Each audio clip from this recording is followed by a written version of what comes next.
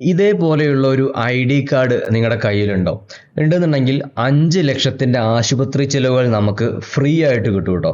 അതായത് നമുക്ക് ഒരു രൂപ പോലും ചിലവില്ലാണ്ട് നമുക്ക് ഏതൊരു അസുഖത്തിനും നമ്മൾ അഡ്മിറ്റ് ആവുകയാണെന്നുണ്ടെങ്കിൽ 5 ലക്ഷം രൂപ വരെ നമുക്ക് ഒരു കൊല്ലത്തിൽ നമുക്ക് ഇതിൽ ചിലവുകൾ ഫുൾ ട്രീറ്റ്മെൻറ്റ് നമുക്ക് ഹോസ്പിറ്റലിൽ നിന്ന് ഫ്രീ ആയിട്ട് കിട്ടും. ഇതൊരു ഫാമിലി കാർഡാണ്. 2016 നമുക്ക് ഈ കാർഡ് കിട്ടുന്നത്. പ്രായഭേദമന്യേ ഈ കാർഡിൽ ഉൾപ്പെട്ട എല്ലാ അംഗങ്ങൾക്കും ഈ ഒരു 5 ലക്ഷത്തിൻ്റെ കവറേജിന് അർഹരാണ്. അപ്പോൾ ഇങ്ങനെ ഒരു കാർഡ് കൈവശമുള്ള ആളുകൾക്ക് മിക്ക ആളുകൾക്കും ഇതിന് 5 ലക്ഷം രൂപ കവറേജ് ഉള്ള കാര്യം ഇപ്പോൾ അറിയില്ല. അതിനറിയാതിരിക്കാനുള്ള കാരണമുണ്ട്. കാരണം നമ്മൾ ഈ കാർഡ് ഇതുപോലെ എടുക്കുന്ന സമയത്ത് ഇതിന് 30,000 രൂപയാണ് നമുക്ക് ക്ലെയിം ചെയ്യാൻ പറ്റിയിരുന്നുള്ളൂ.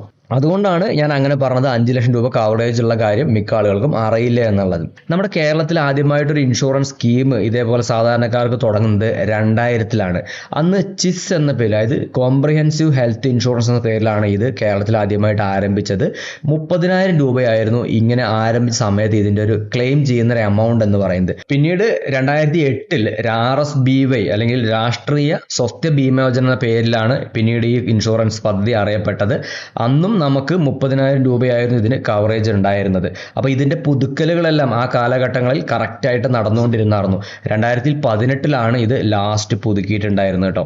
പിന്നീട് 2012 കാസ്പ് എന്ന പേരിൽ, അതായത് കാരുണ്യ ആരോഗ്യ സുരക്ഷാ പദ്ധതി എന്ന പേരിൽ കേരളത്തിൽ ഇൻഷുറൻസ് സ്കീം കൊണ്ടുവരികയാണ് ഉണ്ടായത്.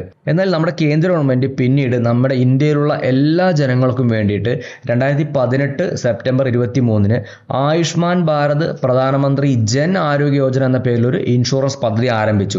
ആ കാലഘട്ടങ്ങളിൽ നമ്മുടെ നാട്ടിലുള്ള പല ആളുകൾക്കും ഇതിൻ്റെ ഒരു കത്ത് ലഭിക്കുകയുണ്ടായി. ഇതേപോലെ ഒരു കത്താണ് മിക്ക ആളുകൾക്കും കിട്ടിക്കാണുക. അപ്പോൾ ഈ കത്ത് കൈവശം കിട്ടിയ എല്ലാ ആളുകളും നിലവിൽ 5 ലക്ഷം രൂപയുടെ കവറേജിന് അർഹരാണ്. അതായത് ഈ RSBYയുടെ ഈ ഒരു കാർഡ് കൈവശം ഇല്ലെങ്കിലും നിങ്ങളുടെ കയ്യിൽ ഈ കത്ത് ഉണ്ടെങ്കിൽ ഇതിൽ കാണിച്ചു കഴിഞ്ഞാൽ നിങ്ങൾക്ക് ഇൻഷുറൻസ് കിട്ടുന്നതാണ്. അപ്പോൾ നമ്മുടെ കേരളം ആ സമയത്ത് നടപ്പിലാക്കിക്കൊണ്ടിരുന്നത് കാസ്പ് അല്ലെങ്കിൽ കാരുണ്യ ഇൻഷുറൻസ് പദ്ധതിയായിരുന്നു. അപ്പോൾ നമ്മുടെ കേരളം ഈ നാഷണൽ ഹെൽത്ത് അതോറിറ്റിയുമായിട്ട് 2018 ഒക്ടോബർ 31 ഒരു കരാറിൽ ഒപ്പുവെക്കുകയും 2019 ഏപ്രിൽ 1 ഈ പ്രധാനമന്ത്രി ആരോഗ്യ ഇൻഷുറൻസ് പദ്ധതി നമ്മുടെ കേരളത്തിൽ കാസ്പ് എന്ന പേരിൽ നടപ്പിലാക്കി തുടങ്ങുകയും ചെയ്തു. അപ്പോൾ നിലവിൽ നമ്മൾ ഈ കാസ്പ് അല്ലെങ്കിൽ കാരുണ്യ ആരോഗ്യ സുരക്ഷാ പദ്ധതി എന്ന പേരിലാണ് നമ്മുടെ കേരളം ഈ ഒരു പദ്ധതി നടപ്പിലാക്കിക്കൊണ്ടിരിക്കുന്നത്. അപ്പോൾ ഈ ഒരു ഇൻഷുറൻസ് പദ്ധതിയുടെ പ്രീമിയം നടപ്പിലാക്കുന്നത് 60% നമ്മുടെ കേന്ദ്ര ഗവൺമെൻറ്റും 40% നമ്മുടെ കേരള ഗവൺമെൻറ്റുമാണ് കൊടുത്തുകൊണ്ടിരിക്കുന്നത്. അപ്പോൾ ഇതിൻ്റെ ഫുൾ ഡീറ്റെയിൽസ്, ആശുപത്രിയുടെ ഡീറ്റെയിൽസ്, ഏതെല്ലാം പ്രൈവറ്റ് ആശുപത്രികളാണ് ഇതിലുള്ളത്, ഏതെല്ലാം ഗവൺമെൻറ് ആശുപത്രികളാണ് ഈ ഒരു ഇൻഷുറൻസ് പദ്ധതി കൊടുത്തുകൊണ്ടിരിക്കുന്നതെല്ലാം നമ്മുടെ സ്റ്റേറ്റ് ഹെൽത്ത് അതോറിറ്റി എന്ന ഷാ എന്ന ഈ ഒരു വെബ്സൈറ്റിൽ പോയി കഴിഞ്ഞാൽ നമുക്ക് അതിൻ്റെ ഫുൾ ഡീറ്റെയിൽസ് നമുക്ക് കാണാൻ സാധിക്കും. ഇവിടെ നമ്മൾ ഓരോ ജില്ലാ വൈസ് എടുത്ത് നോക്കുകയാണെങ്കിൽ ആ ജില്ലയിലെ ഏതെല്ലാം പ്രൈവറ്റ് ആശുപത്രികളാണ്, അതേപോലെ തന്നെ ഏതെല്ലാം ഗവൺമെൻറ് ആശുപത്രികളാണ് ഈ ഒരു ഇൻഷുറൻസ് പദ്ധതി നടപ്പിലാക്കിക്കൊണ്ടിരിക്കുന്നത് നമുക്ക് അറിയാൻ സാധിക്കും. ഇവിടെ പ്രത്യേകം ഒരു കാര്യങ്ങൾ ശ്രദ്ധിക്കണം. ഇപ്പോൾ കഴിഞ്ഞ ദിവസമെല്ലാം ന്യൂസ് വന്നിട്ടുണ്ടായിരുന്നു, ഏകദേശം 1,500 കോടി രൂപയോളം നമ്മുടെ ആശുപത്രികൾക്ക് ഈ ഒരു കാസ്പ്, ഈ ഒരു കാരുണ്യ ആരോഗ്യ ഇൻഷുറൻസ് പദ്ധതിയുടെ ഭാഗമായിട്ട് കൊടുക്കാനുണ്ട്. അതുകൊണ്ട് തന്നെ മിക്ക ആശുപത്രികളും ഇതിൽ നിന്ന് പിന്മാറുന്നുണ്ട് എന്നെല്ലാം ന്യൂസ് വന്നിട്ടുണ്ടായിരുന്നു. അതുകൊണ്ട് നമുക്ക് പെട്ടെന്നൊരു അപകടം ഉണ്ടായിട്ട് നിങ്ങൾ ആശുപത്രിയിലേക്ക് പോയി അഡ്മിറ്റ് ആവുന്നതിന് മുൻപേ ഈ ഇൻഷുറൻസ് പദ്ധതി അവിടെ നടപ്പിലാക്കുന്നുണ്ട് അല്ലെങ്കിൽ കൊടുത്തുകൊണ്ടിരിക്കുന്നുണ്ട് എൻഷുർ ചെയ്തതിന് ശേഷം മാത്രമേ നിങ്ങളവിടെ അഡ്മിറ്റ് ആവാൻ പാടുള്ളൂ. അതല്ലെങ്കിൽ നിങ്ങൾ ഇത് കൊടുക്കുന്ന ആശുപത്രിയിലേക്ക് സ്വിച്ച് ചെയ്യുന്നതായിരിക്കും നമുക്ക് ഏറ്റവും നല്ലത്. അപ്പം മറ്റ് ഇൻഷുറൻസ് പദ്ധതി പോലെയല്ല നമുക്ക് 1 രൂപ പോലും നമ്മുടെ കയ്യിൽ നിന്ന് കൊടുക്കേണ്ട ആവശ്യമായിട്ട് വരുന്നില്ല.